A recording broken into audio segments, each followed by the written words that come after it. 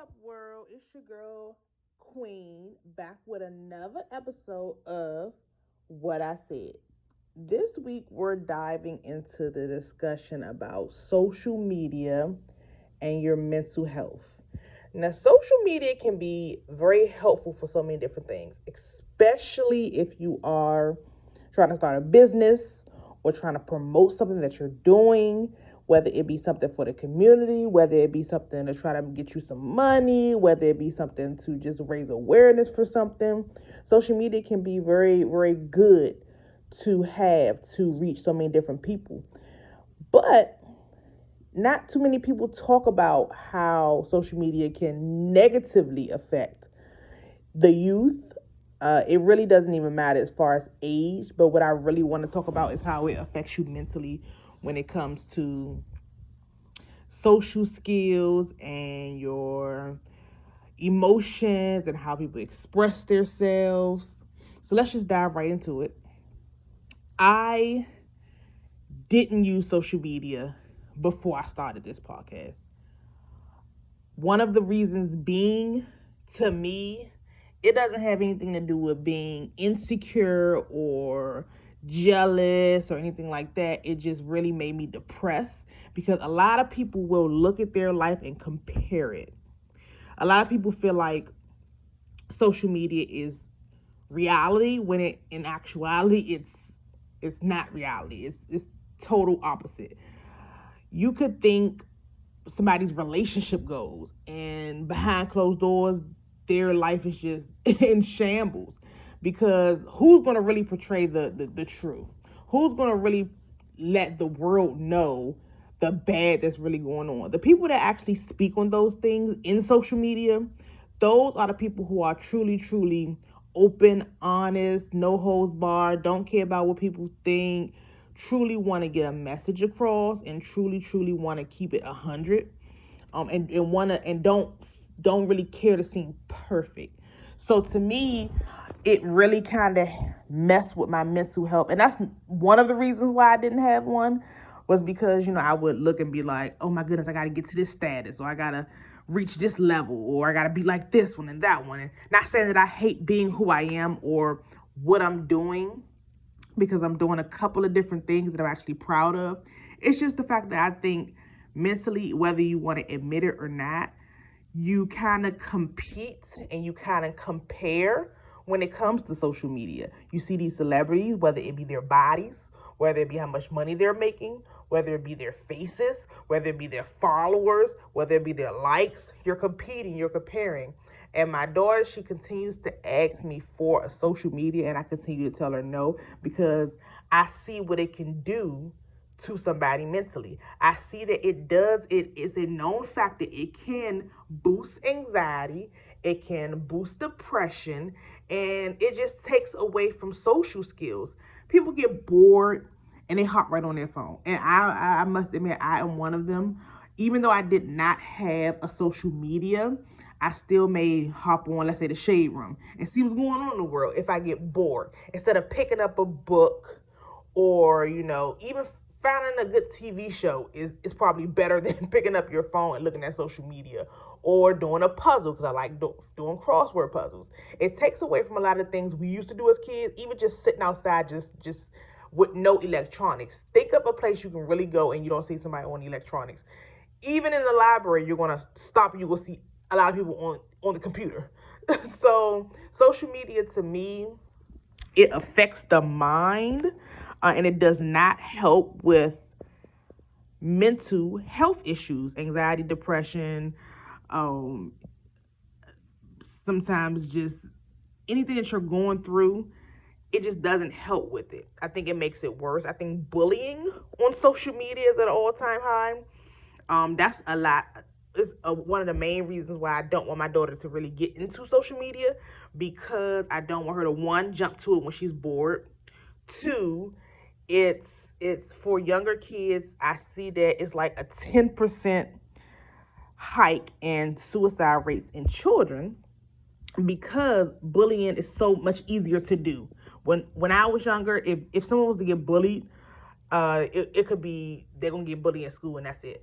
But just think of how social media may affect your child if, God forbid, they get bullied, start getting bullied, and it could reach the whole school, the whole neighborhood, the whole anybody, anywhere. All it takes is a picture of them, and it messes up their whole everything. So I just feel like social media can really, really hurt if it starts too early, and children don't understand the usage of it, to not use it as much, to find other things to do other than hop on your phone or an electronic. I'm not going to say my kids don't hop on their iPads, but I do ban any social media sites. And she's 7, so she keeps asking me to just get a TikTok, and I'm like, no, because even with the parental controls now, it's like you can put parental controls on and stuff still slips through the cracks. So to me, you can look at kids' YouTube. At least I can set it to where I can say what her age is, and she whatever's appropriate for her to look at. That's all will come up. And I kind of trust that a little bit more than I trust a parental control on TikTok. She can make a video on her iPad just under videos and dance. To me, social media is not a necessity. Now, again, I say if you have a business that you're trying to run, wonderful, it's great. Like this is the best thing that could have ever been invented to try to reach different people. I don't even understand how people build businesses without social media. Before social media, I'm sure people work twice as hard, 3 times as hard trying to build a business without social media. But you also have to know how to use it. I am still trying to learn how to use it.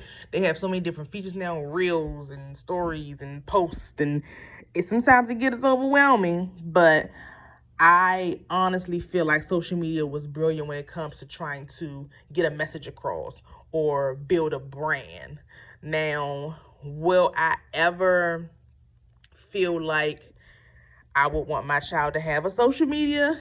Right now, I don't even see it because, again, like I said what I said, and the pressure of social media, I don't want her to get the wrong idea of, oh, I gotta look like this. My hair gotta be like this.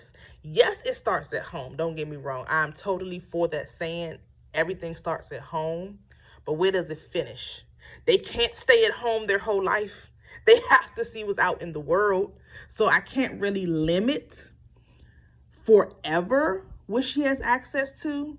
But again, I want her to understand that you don't have to have this to be happy. You don't have to look this way to be happy. So I want to at least give her the starting point and the starting guidance that will help her make the right decisions in life and feel good about herself without having to feel like she has to get a BBL. No disrespect to people who get BBLs, because baby, I wish I can get this midsection together. But I don't want her to feel like that is the only way you can be beautiful. I want her to understand sometimes things happen as far as stretch marks. Sometimes your hair isn't all that straight and pretty. So I don't, when a child is just into social media and what social media portrays, because again, social media is not going to portray all of the unfiltered, no filter pictures. They're not going to show all of that. You may get some that may show that, but everybody doesn't want to show their flaws. Everybody's not comfortable with their flaws. So children get the wrong idea and think that this is a perfect world. This is how you're supposed to look. And again, I say it starts at home. Yeah, I get that.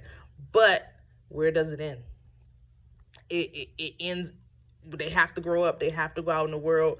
And I feel like if you give your kids those tools to have high self-esteem and know that there's different type of people in this world, and that every different type of person is unique in their own way, they won't feel like, because to me, when I look on social media, I don't know what everybody else the fuck see, but everybody looks the same to me.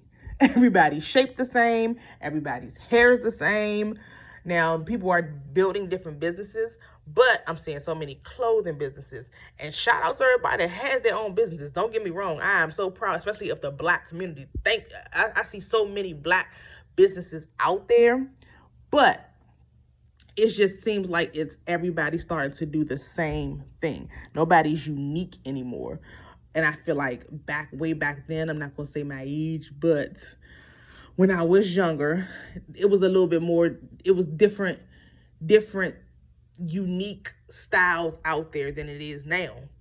And social media can be mind controlling. Like you can really feel like I should really be doing this better or that better. You don't even set your own standards. You set your standards for how you feel like the world wants you to be. So again, like I said when I said that social media can be a pro and it can be a con. But I feel like it hurts more and it only helps if you're building a business or trying to get a message out there. To just have it just for social purposes, I feel like it hurts you in the long run. It hurts you. I had someone who I called a friend, and I feel like she grew up with out real blood family.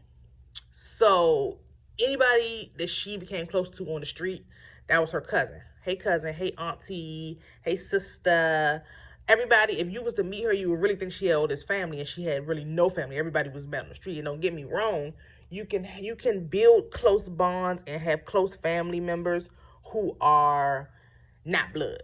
Sometimes they're more loyal than your blood. But I say this to say that now she has social media and she do it for the likes. She has to be on it, and we don't communicate anymore. But before we stopped communicating, she had to have likes. She had to have comments that were inspirational to her. She had to have these things because she was not getting much at home as far as the relationships at home. She wasn't getting love like that at home. She didn't have family at home. So social media family was her family. And another thing is social media to me, I feel like it's dangerous. It's anybody can be whoever they want to be on social media. And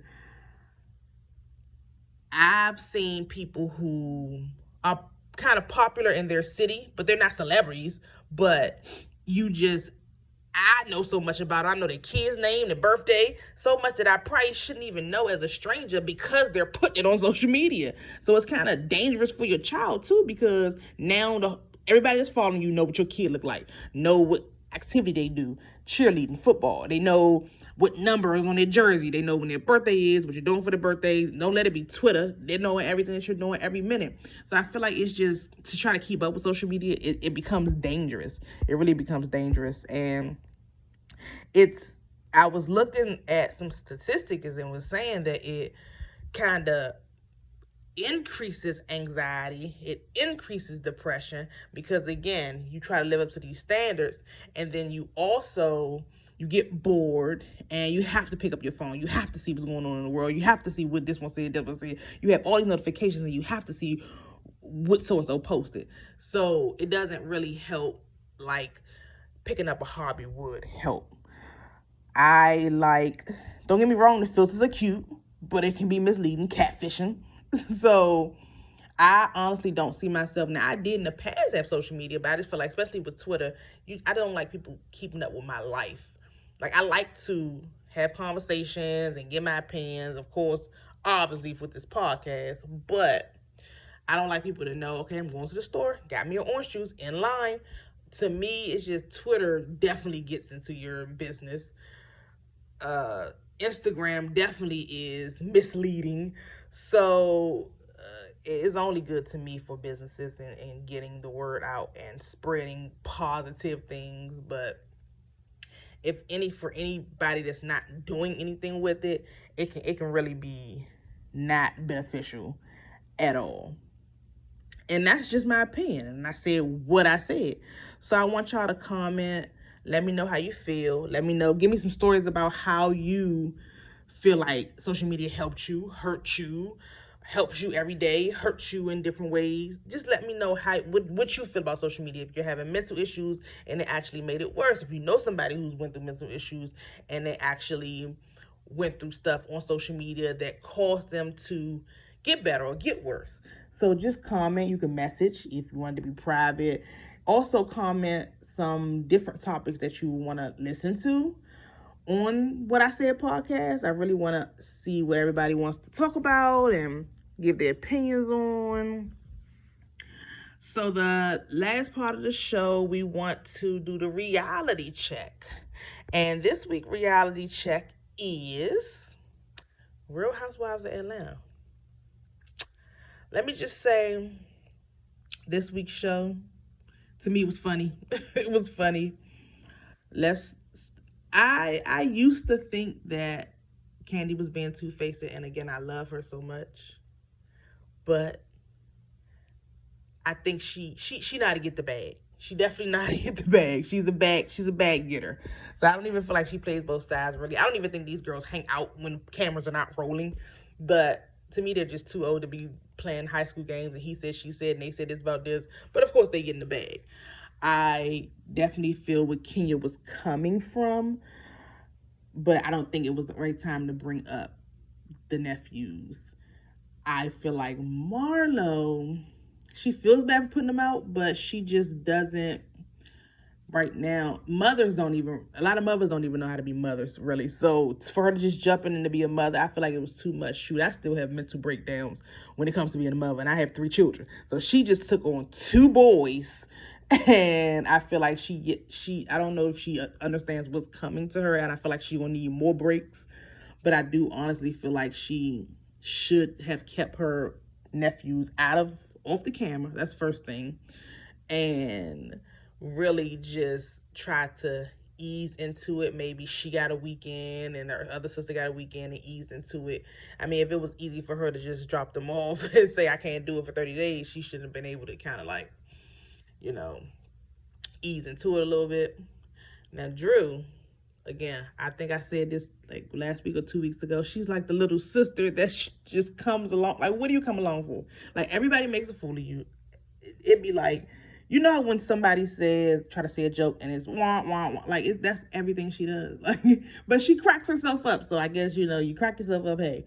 But she sometimes she be speaking facts to me. I feel like she really do. Like, why is that girl so obsessed with her?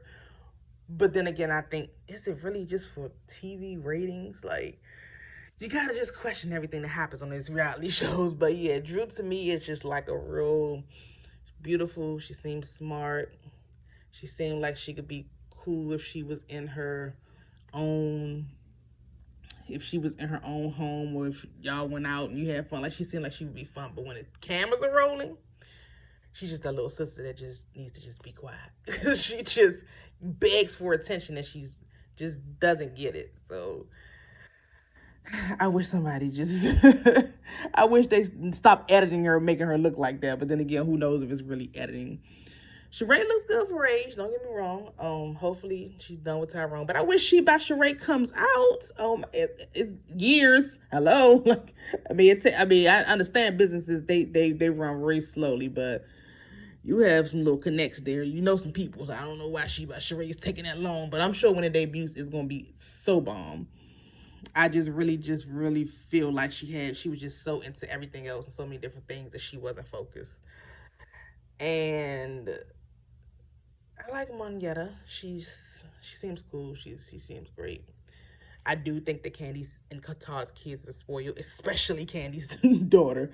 But I mean, how can you expect? I mean, you're two different people. You're a husband and a wife. You're gonna think differently. How can you expect one of you left, then the other one would carry on like you would? You're two different people, and Tar's strict, and I understand. I personally, it's a different show that we should be talking about this subject, but I definitely feel like kids should learn how to work for, because you never know what could happen. You never know. Just because your parents are leaving you something doesn't mean you're going to not have to work for what you have. Like, you have to still know how to put in a working effort when you're living. You have to have that ethic. Like, you have to know how to, if you want to run your own business, you have to know how to run it. You can't just inherit money and just sit there. Like, you have to know how to work. So I think that's what he's really saying. Just work for what you have and know how to work and work for your own. Because the way this world going, you never know what the hell gonna happen. It's just, but again, that's another show to talk about spoiled kids and working for what they need to have. So next week, y'all, we're going to dive into something a little bit more serious. I'm going to keep that topic on the hush hush, and I will be revealing it a couple days before next week's episode. Again, like, comment, everything to do about this week's episode. And until next week, y'all, peace and love.